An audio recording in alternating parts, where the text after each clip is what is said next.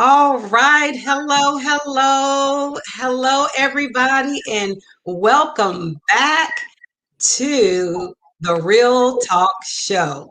And remember, this is where I am a co host with my co host, Rochelle Lawson, Queen of Fabulous from Blissful Living, who will be joining us at some point, and myself, Dr. Kim Brown Barber, better known as Dr. Kim, and I am from the Journey to Becoming. Real Talk is a live stream podcast designed with the mindset of connecting, inspiring, motivating, supporting, and uniting women around the world. It is a safe place where women can come together to discuss the real issues and challenges that women face in today's society. It has been designed to be a safe place where women can share their wisdom, receive wisdom, and talk about what we can do to make the world a better place. And we need this more than ever. And we as women, we can do it. Mm. Open, honest, and loving conversation.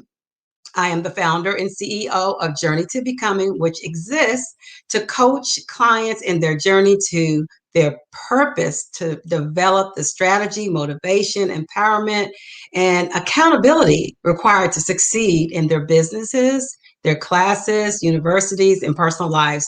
We focus on women and college students. So, welcome to everyone. I want to be able to welcome our guests for today. We have with us who is behind the screen, Palia. She's I think she's in our witness protection program. No, I'm just kidding, guys. We like to have fun on this platform. But Palia is she's one of my favorite students that I deal with, and she's so full of energy and positive vibes. I wanted her to be a part of this conversation today, which I'll let you know what that's going to be in a minute. All That's right. that's going to be good. Palia, say hello to everyone. Hello, everyone. My name is Palia Vang, and I worked. Well, I didn't work, but I was a student with Dr. Kim in the EOP program. Everything she said right now about mentorship, she is correct. She is amazing. Love her. See, now I'll pay you later, okay? I love that. Thank you so much. I am so humble. And then we also have with us Dr. Melinda Moore. She is a clinical psychologist. She has so many hats that she wears. I'm going to let her tell you more about it because I'll mess it up. I know she has a book out as well, and I'll let her tell you a little bit about that. And don't we need to have more mental health, wellness? So even though that's not the topic, I'll tell you the topic in a little bit. That's not the topic, but we're going to have her back on another time to talk about that. But she is also a dear friend from over on the other side, East Coast. Yeah. Thank you so much for having me. I'm an associate professor in the Department of Psychology at Eastern Kentucky University, and I'm a clinical psychologist in private practice, but I also work in suicide prevention. I'm a clinical suicidologist, and probably my favorite role is working at the intersection of faith and suicide prevention. I'm deeply, deeply committed to the issue of faith and suicide prevention. Nice, very nice. Thank you, Dr. Moore. All right. And then last but certainly not least, we have one of my new colleagues that I've had the pleasure of having on our hashtag Becomer series program, Brandy Day. She is an entrepreneur with an awesome nonprofit that's helping students everywhere, and especially in the SoCal area. I'll let her tell a little bit more about that. Hello. So yeah, my name is Brandy Day, and I am the founder of I Daydream, which is a youth-based nonprofit organization where we work with middle school and high school youth, where we inspire them to dream out loud. We provide youth outreach services that through community service, leadership enrichment, life skills, and college readiness. We strive to be a direct pathway to success and offer up opportunities for youth to acquire the skills and resilience they need to survive and feel empowered.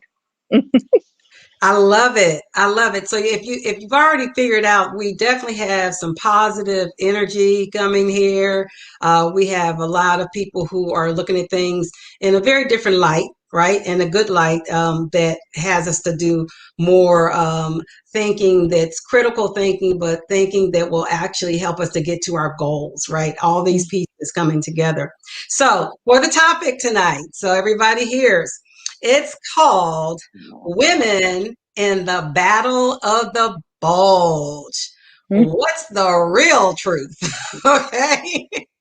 I love it. I love it because it's like, I don't care where you are in the world, anybody can relate to this, right? Because we've been there, we've done that, whether you've been on one side or the other, or whether you're still fighting it, right? I don't know Right. about you, but no matter what type of, whether you're in your 20s, you can relate, 30s, you can relate, 40s, you Mm. can relate, and so forth. But it looks different in each decade, I think. So we're going to kind of just start the conversation off with just a general question so we can hear some stories. I've got stats that I could, talk about, but it's really not about the stats. It's about what's the real truth. We know that, women definitely, when it comes to any type of Weight Watchers or weight control or management, we actually have a higher percentage than men already, as far as going on some sort of weight management system or what have you. It actually shows, us definitely having higher percentages of purchasing things that have anything to do with weight management. I mean, I could quote all the stats and, if needed, we can do that. But I really want to just hear real talk. That's why we call it the Real Talk Show. Mm. How have you been impacted with this battle? We're not talking about the one from World War II, but the battle of the bulge that we as women, right, have gone through or are going through. I want to find out, how have you been impacted? So let's start with we're gonna start with the youth, Palia. Let's start with the college student here. Hello. I will be honest. I feel like with our day and age, I feel like it has progressed a lot. However, in my youth, of course, there's always been like those societal standards of me being a girl and staying a girl and like doing stuff like taking care of my parents, taking care of my siblings. Not only that, but growing up in an Asian American household where my parents are where my parents are immigrants and I'm first gen, I have to fit into those standards that society has created for us. And I Mm-hmm, feel like as I grow older, I see myself as a different person because I'm a first gen student, first to go to college. And I realize that I don't have to fit into the standards that society, and not only that, but America has created for us. You know what I mean? mm-hmm, And every day I feel like I'm in a battle between men, between mm, very entitled men. For example, if I were to apply for a job, my name is Palia. It's an Asian name. If some man John were to apply, they'd get the job easily just based off of their name and their gender, and that's just a proven thing. Men have a higher chance in everything. Not only is it in job, but in life in general. And I feel like to me, it's kind of annoying because I feel like it pushes me back a whole lot. But then again, it pushes me forward because I have a drive to not only be better for them, not them necessarily, but to prove myself to them, but to prove myself to mm-hmm, myself. Because mm-hmm, I feel like it's hard. It's really hard. And my dad, Mm. he's a very traditional Asian man. He's like, stay home, just have kids, just like, just like take care of everyone, take care of everything. mm-hmm, And I'm like, no, no, sir. I'm gonna go to college. I'm gonna get a degree. I'm gonna do everything that unfortunately you could not do because of your circumstances. But and like I'm not gonna fit into the stereotypes that you have created for me. I'm a queer Asian person. So it's like within time, I've changed a lot and I've gotten to see how much of a difference I've made not only in my own life but many others just by being a strong, confident woman, being mm-hmm, a strong, confident person. And I'm pretty sure a lot of you, the majority of you, have gone through similar things, or let alone even more intense things that that have been more difficult to go through. But I would love to hear mm-hmm. your stories. Yes, yes. Awesome. Exactly. Like I'm hearing even from the young people, this is a college student saying, you've set these standards. I'm not buying it. I'm not buying it. I'm not buying the hype, right? Don't believe the hype. I'm not buying the hype. You set these standards and you think I'm supposed to fit into it. I'm not going to do it. But that's exactly, that is such a profound, observation that these standards have been set from a long time ago. Like, even back in the day when Twiggy was, I know you can be like, Twiggy, who's that? Right, right. Dr. Moore knows what I'm talking about, okay? She is a model who was paper thin, but that's how a lot of models and different, models that we've seen. Now, a lot of that's changed because more people have been speaking out about, hey, what image are you projecting to us? What image are you projecting to our young ladies who are growing up?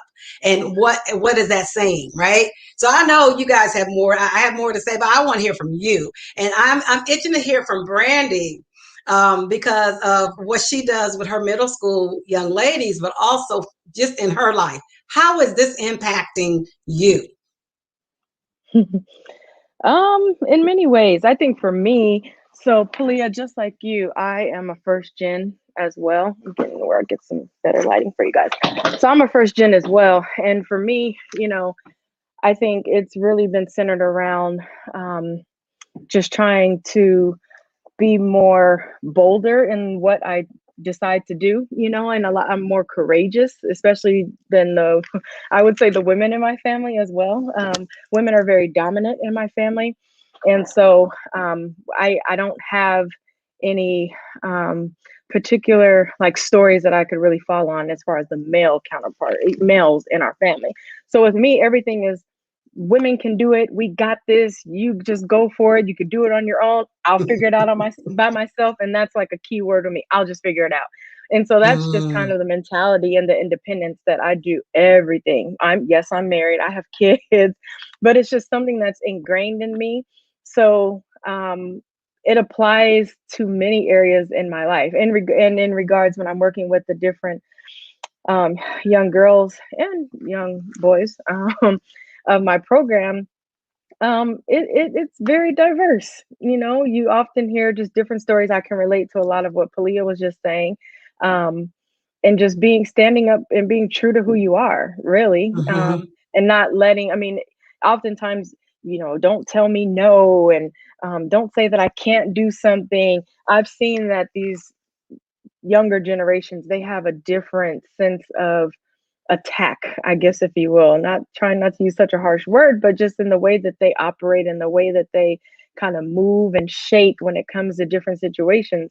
It's much different especially from when I grew up, and I just feel like the level of independence that's out, and I get it because there are a lot of parents who can't stay home and be with their kids 24 hours a day. Not everybody has that ability to do so. So you have a lot of kids who are raising themselves, or just figuring things out on their own, or they rely on like community-based organizations and mentors and stuff to kind of help steer them in the directions and just help motivate and empower them. So that's kind of my take. All right. So I want to hear from Dr. Moore.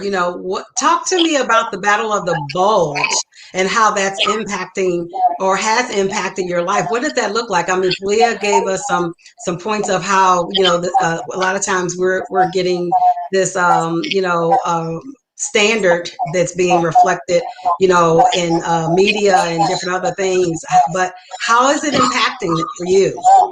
So both Palia and Brandy really elevated this idea of the Battle of the Bulge. Mine's pretty pedantic. It's pretty down here. I'm very literal. When I think right. about the Battle of the Bulge, I'm in my 50s now. So I'm really considered and very concerned about health.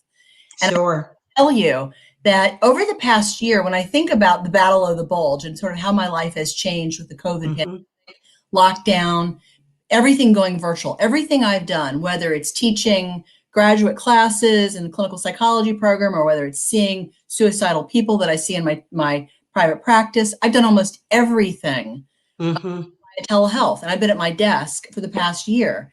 And so it's active, certainly not paying, as much of attention to kind of how I look, frankly. I mean, the prevalence of yoga pants and pajama bottoms.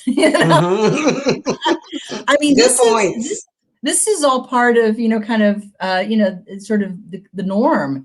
But Mm-hmm. I think it's interesting. It's the COVID, and I know you all haven't talked about COVID pandemic and how this has affected Mm-hmm. This is good. behaviors, but I think it's also brought around the idea that we have to be more mindful. We have to be more intentional. Mm-hmm. But I Mm-hmm. love what Palia and Brandy are saying about being first gen students. I am not a first gen. My father was a first gen.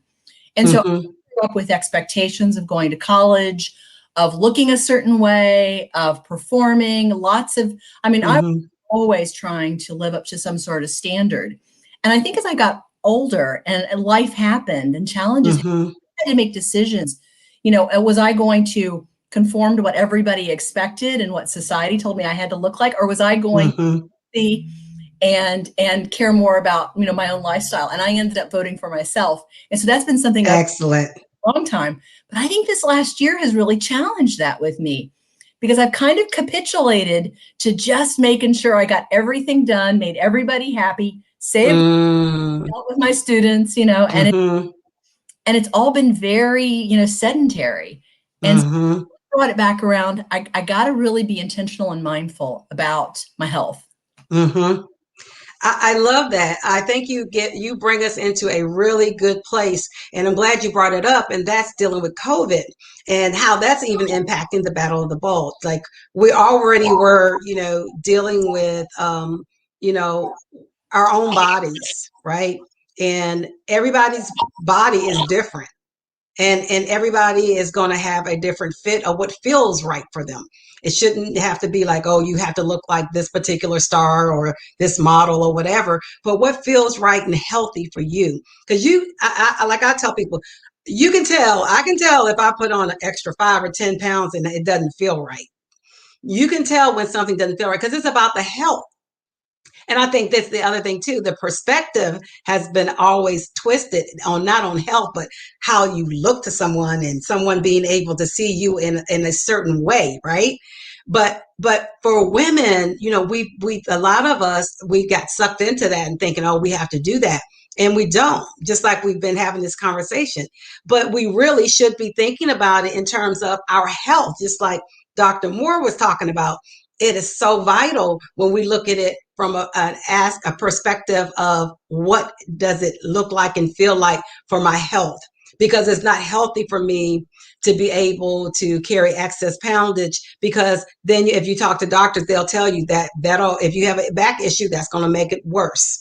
If you have feet, any type of feet problems, that's going to make it worse. Even stomach issues.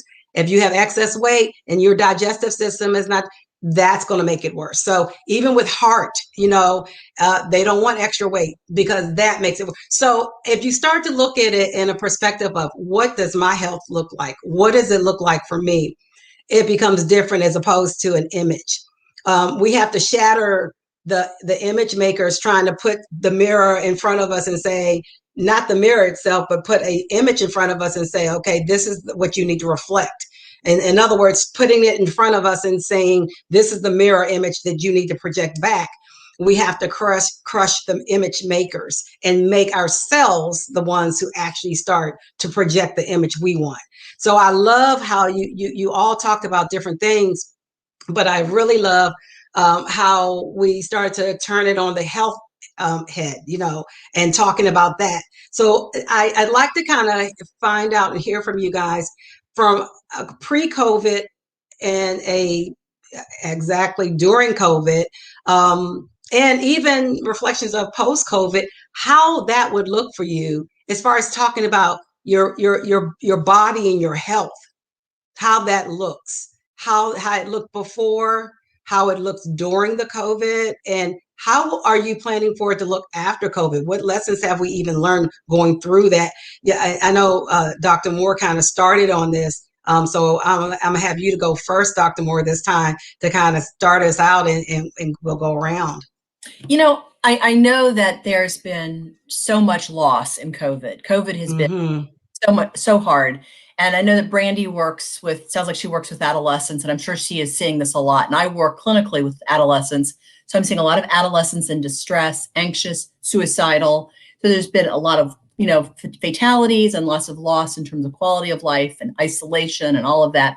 But I also think there's been, if there is a silver lining, it's that some of us have had to really face some of the things that, how we're doing things, what we're feeding ourselves, what we're doing in terms of activity. I mean, I will never, ever again underestimate the importance of being able to go into my office, being able to walk, publicly, go into stores, just just look simple around. things.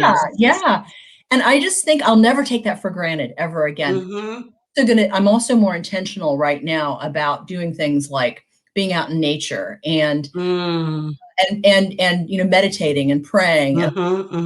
I will never ever take for granted again. I love that. I love that, because then it's like you're finding yourself for your health, which is impacting, how we feel in all ways, right? Of what we took for granted, like walking to a meeting, you just walk to a meeting. And I totally, definitely understand where you're coming from and agree, because I mean, it was like, okay, I would walk across campus and just going everywhere. And, and it's funny because we'd be thinking, man, we got to walk across campus. We got to do this. And now it's kind of like, oh God, if I could just walk across campus, right? Now it's like, I wish I could be able to just walk across campus to a meeting or what have you, because it was those little steps that was helping us in our health, right? Make a difference. So, pre, current, and post, how that's impacting is phenomenal. Thank you for sharing that. So now let's go to you, Brandy. Let's see what you have to say about how it's impacting your health right now. So for me, like, I have a very busy life, and we had a very busy life. Obviously, all of that took a shift once COVID came, and we were all sitting around the house like, what are we gonna do? Wow, this is really life. We're behind computers, but you know what? I am happy that it happened, because I feel like it was the shift and the shakeup that we needed. Now, I'm not talking from the illness side of it. I'm just talking about from getting your time back.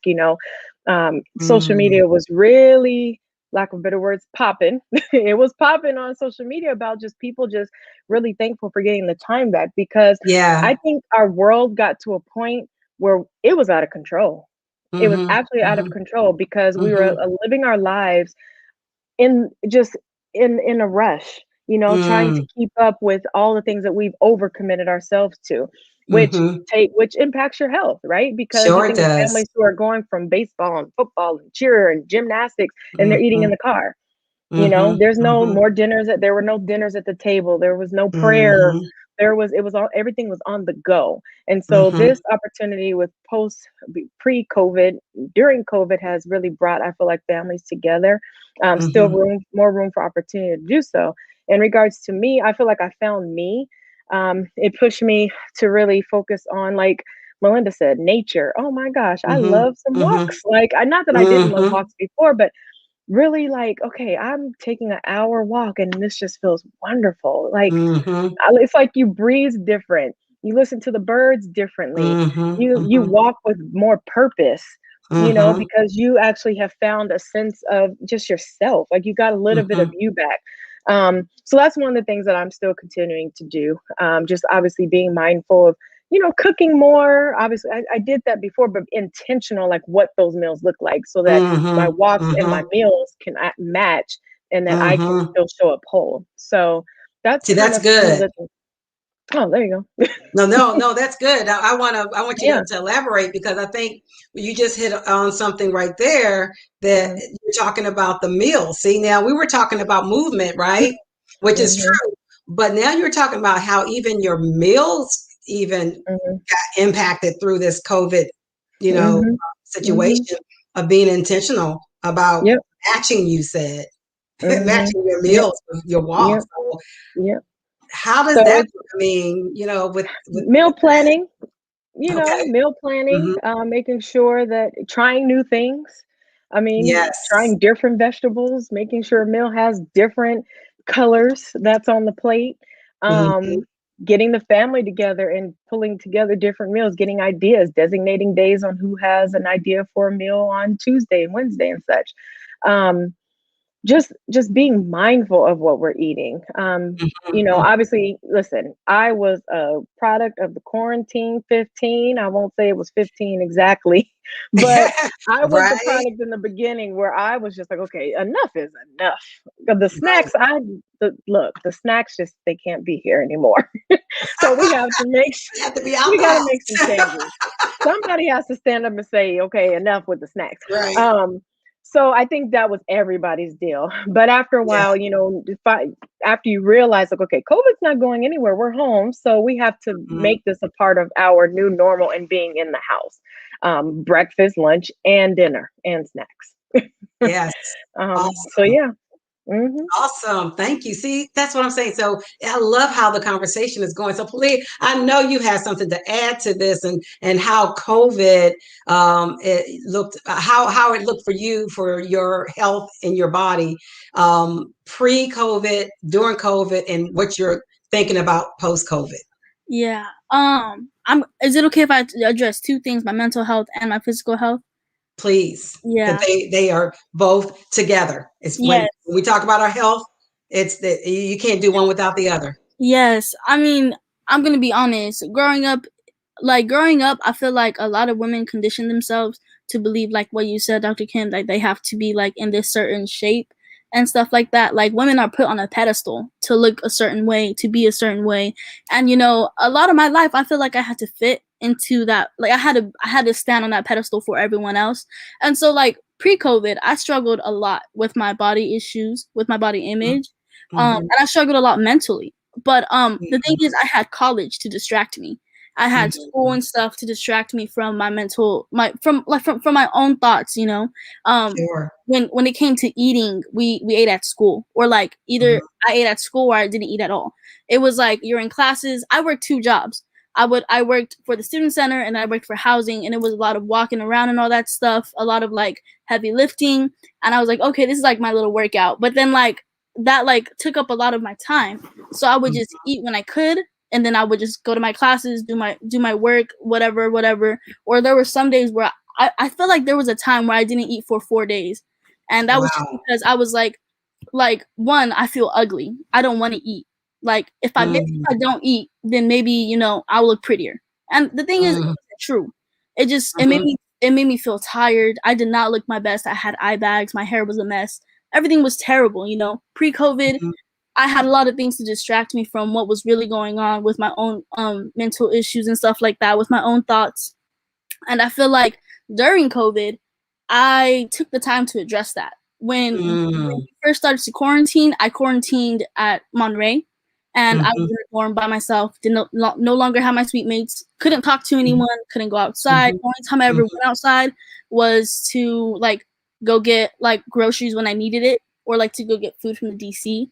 And that was Mhm. the only time I ever went outside. And it felt like I was like isolated in this room, which in reality I was, and I felt like I had to face my own fears of myself. Mm. And Mm. I was like, why do you not like the way you look?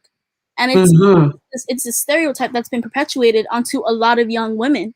And it's really Mhm. sad because I feel like when I thought about it, and I was like, oh, I remember my mom telling me to like be skinny. And I can't Mm. blame her. I cannot blame her because of the fact that, she was told the same thing. Sure. So I was like, I need to work on that. I need to learn how to love myself and to appreciate Mhm. myself, because if I Mhm. don't, who is? And I know that sounds very cliche, but in reality, it's the truth.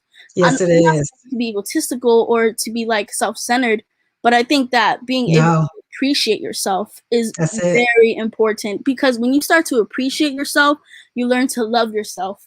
And I think that's Exactly. beautiful because, Real talk. That's right. yeah, Real talk. like Real talk. I want to be able to love myself mentally, emotionally, Mhm. and physically. Mhm. I want to appreciate my curves. I want to appreciate Mhm. my cellulite. I want to appreciate my non-Western looks. You know, Mhm. I want to Mhm. appreciate those things about me, and I want to appreciate the fact that I've been growing as a person. And I think that that's what, like, during COVID, that's what it did. I'm not gonna lie, it's not all like roses and daisies. It's hard. Sure. It's hard Mhm. facing like dealing with those things, because you Mm-hmm. realize you see other things that you don't like about yourself. Like, oh, Mm-hmm. I don't like the way my eyes look, or I don't like my nose, or like, yikes, like Mm-hmm. I could have, been better as a person, or like, I could have been a better student or something like that, or a better sibling. And it's just Mm-hmm. like, you find out those things during this time, and like based off of, and like what Brandy and Dr. Moore said, I mean, I agree with, like, no doubt. You learn to like appreciate little things though. Like Mm-hmm. I appreciate little walks for sure. Sometimes I just stick my head out the door, get a fresh breath of air, and I just like hang out there for a little bit and come back. But yeah, I mean, I feel like this has been a time for me to grow as a person, spiritually, as an individual, as a student, as a sibling, as a partner. I feel like it's Mm-hmm. helped me a lot. And post COVID, I wanna be better. I know that's a big step for myself, but I feel Mm-hmm. like because I'm young, I'm only 20 years old, so I have a long way to go to grow even more. But Mm-hmm. for the rest of my life, I want to be good. I don't want to, Mm-hmm. and like good for myself. I want to be able Mm-hmm. to love myself to an extent where I'm like, you know what? Like, don't worry about loving me because I love myself. Like, Right. like I can I love love it. myself. I Yeah, love it. Yes. a lot of people are like, when you're going through things like this, they're always like, I could love you for the Mm-hmm. both of us. And I'm like, no, like it shouldn't be like that. Let me love myself first. Let me work Mm-hmm. on myself, and let me understand myself before I could ever Mm-hmm. try to give that love to someone else. And Exactly. I feel like post COVID, I wanna be good in always possible. So yeah, I want to I appreciate love myself it. a lot more, along as well as other people. I love it. She just, I she love it. I just got love me it. I all the love it. way I love it. together. I mean, because is that awesome? I mean, like, did she really she just dropped the mic on that one? I mean, Like really, I said, she just got me all the way together. right? She really That Very is did. so sweet. very quickly. Right. I I mean, appreciate the boldness and just the confidence, and I think, everybody's and like you said, it's not all flowers and roses and things like that, but you knew what you needed to do, and that conscious decision that you did to quarantine alone, you knew what you were doing, Mhm. but then you gave yourself, like, you selfishly gave yourself that space and that time to be able to do that, because you knew what areas you needed to acknowledge and kind of rattle that cage, if you will. So I really appreciate that, because not people oftentimes feel like that they have to be in around a crowd, that's what defines them. Not a lot of people, and I think a lot of people, that's what they struggle with during quarantine. They don't like being alone. You Mhm. know, they thrive off of being in the mix, being at mhm, parties, being the center of attention. But when that world shut down, Mhm. there was some people struggling. Okay. that's right. Hmm. That's right. I mean, you guys, I'm loving this. I'm loving this. I want you guys to just, keep going. I think Palia, you put things in perspective, and I think it's real important. What you said is that, you got to love you first. It's like the airplane thing of with the mask comes down. They said you got to make sure you put your mask on first before you give it to somebody else, right? Well, we got to put the mask on first and loving ourselves first before we put the mask on somebody else and being able to give that love away. Being able to love someone, you have to love you first. And I think I love how you just poetically put that together, and it's just so profound too. The fact that you being 20 years old have figured that out, because it's people who are in their 30s, 40s, and so forth that haven't even figured that out. And Dr. Moore, I know that you will concur in knowing that you have different clients that you probably met with that are still struggling in this area that need help. I would say self-loathing, not loving yourself, is rampant. It's epidemic. Mm-hmm. I think it is the root cause of so many psychological disorders. I work with a lot of suicidal people, and so many people hate themselves. And it's for a broad range of reasons. Usually it comes from a lot of family of origin, stuff. Mm-hmm. What Palia said about, the opportunities she's been given, and she's taken the ring, and she's going to go with it. Mm-hmm. Recognizes that her parents didn't have the opportunities, Mm-hmm. and she really values the opportunities that she has. There's we inherit all sorts of things from our family of origin, and we Mhm. have good and bad. But sometimes some of the things that we really pay attention to, it seems like the ego really attaches to negative content so Mhm. much tightly than positive. So Mhm. some people say, "Oh, you're so, all these positive things, all these accolades," and then they can say, "But you have blah blah blah," and all you pay attention to is that but. Mhm. Mhm. Parent who's obsessed with your hair. I had a parent who was obsessed with my hair and obsessed with all sorts of the clothing I wore and all that kind of stuff. I Mhm. grew up not really feeling very attractive and really carrying that around with me. And finally I had to say, well, number one, I had to say, I'm good enough for me. I like the way I look. Right. look, you know. Exactly. but Exactly. but then I think also, just really feeling, comfortable with, not having to, necessarily look, according to some sort of image, whether it's a parental, sort of influence or something that's in a magazine or popular culture or whatever. But I think this idea of really seeing your uniqueness, loving yourself, appreciating yourself first, and then loving yourself, like Leah said, is so important. And this is something that people that are way into my age Mhm. have not apprehended. So Palia, kudos to you, Mhm. wisdom and the old soul, for seeing these things and saying these things. I'm really glad that you're here and you're saying these things because it's so important. Thank you so much. I appreciate you. I'm not gonna lie. Sometimes it's very hard. It's very hard, and I feel like throughout time we're all gonna struggle and we're gonna keep struggling. But I feel like if we get rid of that tiny little voice in the back of our head telling us to not like ourselves because of what other people have said, and Mhm. to love ourselves because we deserve that. We deserve self love. Exactly. I feel like if we continue thinking that and believing that and having faith in that, we can grow as a person. And I think Mhm. that's like what I look forward to.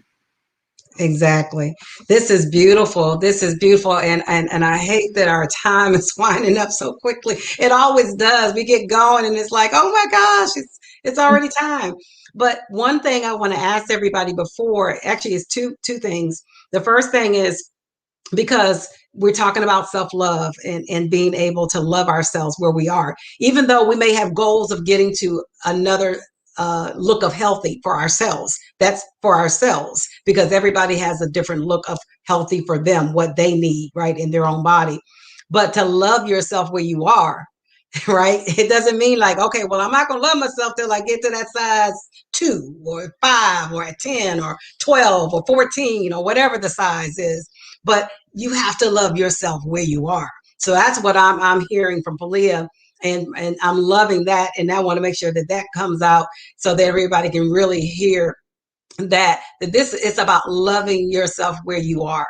And I want to just want to ask like a quick question for two answers. Let's say Dr. Moore, because it's dealing with some medical things, and then I'd like to hear from Brandy. There's so many, if you look at so many different prescriptions, or even not even prescriptions, but pills that are out there that people, can take, and they're saying this helps with metabolism. This helps with decreasing your appetite. This helps with this and that and the other. What are your thoughts around that? I want, because this is real talk. So first of all, real talk, we're finding out, love yourself where you are, even though you have goals of health for you. Don't let anybody input any type of image of what you should look like. You know who you are and what you are comfortable with, what you feel that you need to be, loving ourselves where we are until, right. But also, what about the pill parts? Because everybody who's listening into this, I know they are hearing, about these pills. What about it, Dr. Moore? So are we talking about pills for weight loss? Or are we talking about pills like psychotropics for for depression, anxiety? No, I'm talking about weight loss because this is Okay. dealing with that part, Yeah. and I want to address that on Real Talk so that we can be able to help somebody. I got to tell you, I'm a behaviorist, and I'm somebody who believes that you really should always take a behavioral approach to some sort of Mhm. problem like weight loss. I mean, Mhm. you're having sleep problems, you need to really look at what, sort of the behavior and what you're doing. Are you engaging in good sleep hygiene or not? Or do you have, Mhm. are you getting consistent sleep? All that. Mhm. When it comes to weight loss, I mean, are you getting enough exercise? Are you eating the right foods? You know, Mhm. Are you getting enough sleep? Sleep definitely contributes to weight gain. Mm-hmm. What about Mm-hmm. stress? I think as you get older, also sometimes, stress contributes to weight gain as well. So, I think Mm-hmm. package, I'm not a big fan of weight loss medications. I'm not a big fan of medications unless it's absolutely necessary. So I would Mm-hmm. kind of fall on more of a conservative end of that. Let's try lots of other things first. Loving it. Loving it. Brandy. I agree. I'm right with you because listen, I've tried, those cleanses where you take the magnesium pills and all that. Listen, you feel like a wreck. You absolutely feel like a wreck, and you're putting yourself on this schedule, or you're turned into this different Mm-hmm. person because it's made you get on a different schedule because of the effects, Mm-hmm. and it's just a mess. So I'm just a naturalist between Mm-hmm. exercise and water. How more Mm-hmm. pure and natural can you get with Mm-hmm. those two Mm-hmm. things? I I love it. think what's missing is the consistency and the Sure. commitment.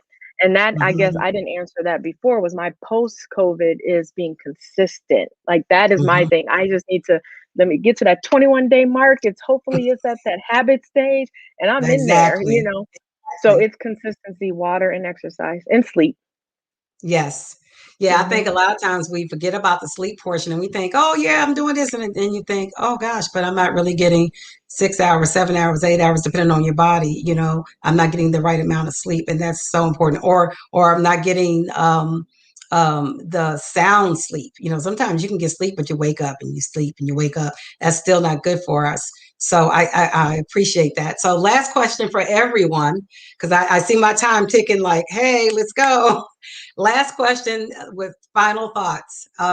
If you could take just like 1 minute to give a final thought from each of you, starting with Palia, how would you advise someone listening to this about being able to feel good about where they are in their body and how to get to the next steps, the goals of what they would see for themselves?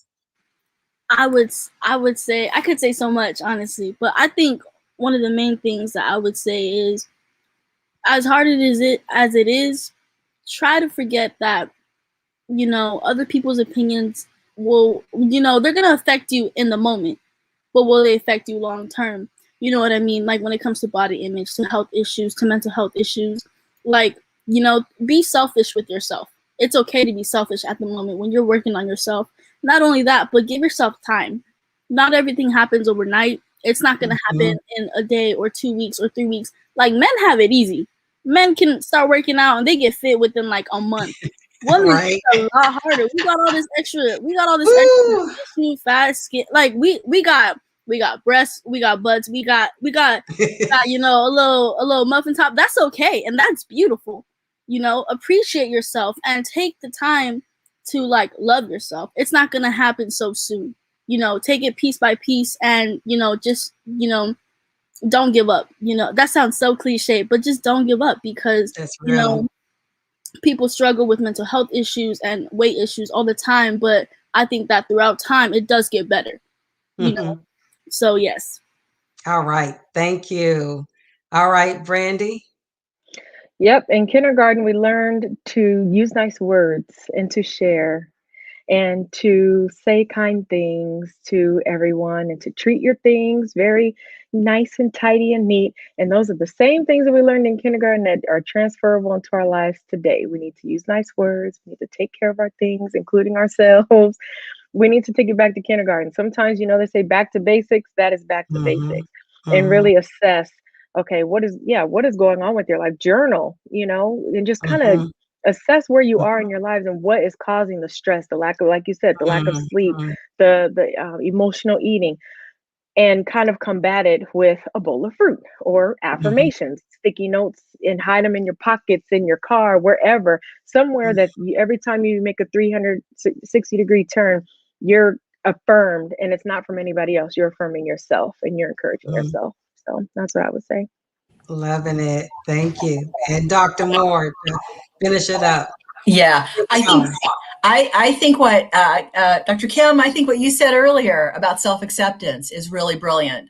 To me, it's about self-acceptance. That's where self-love and really taking good care of yourself and making sure that you are voting for yourself and doing all Mhm. the things that are in your best interest. But I also think listening to yourself, listening to your intuition. I don't know if it's the voice of God. I don't know if it's wise mind. I don't know what it is, but I know that I listened to myself very deeply, my intuition. And Yes. whether to take an umbrella Right. or whether it's to change my career or to write a book Mhm. or to Mhm. pursue something, I think it's so important. We don't listen to ourselves and our intuition enough, or the voice of God, or whatever that is. I love it. I love it. Thank you all so much for being a guest on our show, the Real Talk Show. We look forward to our next guest, and that could be you. Drop us a line. We'd love to be able to have you to be one of our guests for the Real Talk Show, where we're here to uplift and be the community of women that we need to support each other and what impacts our lives. So remember, peace, love, and victory. Take care. See you next time.